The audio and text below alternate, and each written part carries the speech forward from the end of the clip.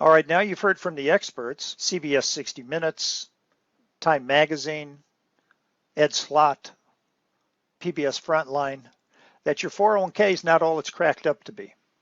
We've got a calculator that will help put your mind at ease. So let's find out and take a quick look at an example of somebody else. Let me set this up. Up here, we've got a person that's age 45. They're going to put away money until they're 65, take retirement income at 66. Their working tax rate is 25%. Most people think that taxes are going to go up in the future, but we're going to run this at 25%. Most people aren't sure what their fee is, but according to Forbes magazine, the fee on this is actually closer to 4% instead of this 1.5%. And there's the Forbes article. And also we're going to run the analysis at 7%, but you can also see that over the past 14 years, the actual return of the S&P has been about 3.54%. And here's an easier visual of it right here. There's the market. So if you had $100,000 back in 2000, the red line is the S&P without dividends. The green line is the tax-free plan without fees. So everything is equal. Now let's take a quick look. In this box right here, this is their qualified plan. In this box here is the tax-free personal pension plan. Now what we're going to do is we're going to compare the numbers on 10-year jumps, and we're going to compare their cumulative numbers for taxes, fees, death benefit, and income over their lifetime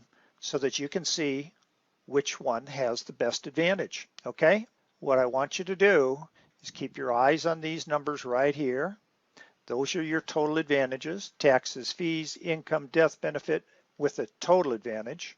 And these boxes right here, this is going to be your actual dollar advantage. So let's take a quick look. You can see we've got somebody that's 45. They're putting away $13,000 a year. At the end of year one, they've only paid $214 in fees, and they have $14,000 saved up.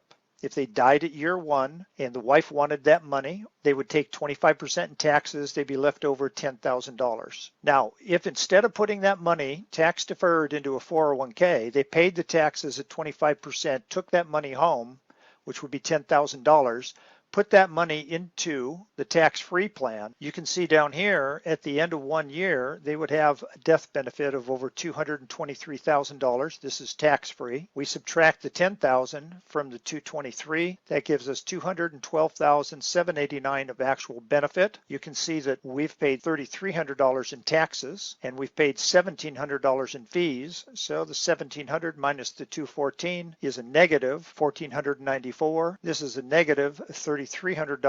These two numbers get subtracted from the death benefit. So our total advantage at this point is 207. The death benefit advantage is 212. Now what we're going to do is we're going to jump up to age 65. So there's 10, there's 20 years. And now let's take a quick look. Taxes, we've paid $70,000. And because this is tax deferred, they've paid nothing at this moment. The fees now are $72,000 versus $35,000. So we're $37,000 less in fees. We're not taking any income yet. The difference in death benefit is $393 versus $626, which is $232,000. The total advantage is over $200,000. Now let's jump up to age 66. This is when income starts coming out. The tax-free plan is going to pay $41,000 at 7%.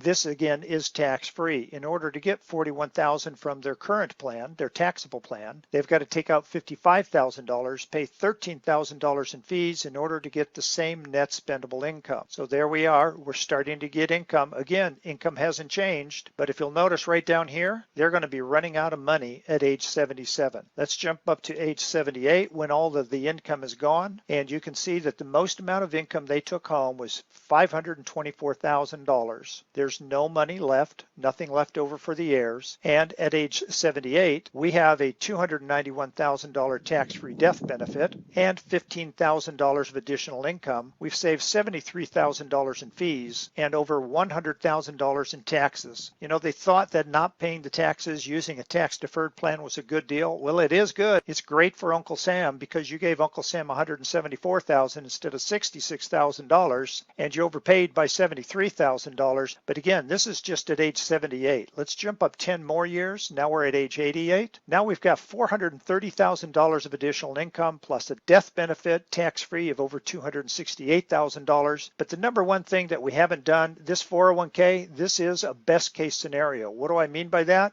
Well, most people believe that taxes are going to go up. And you can see right here, the black line is revenue. The bar chart is debt.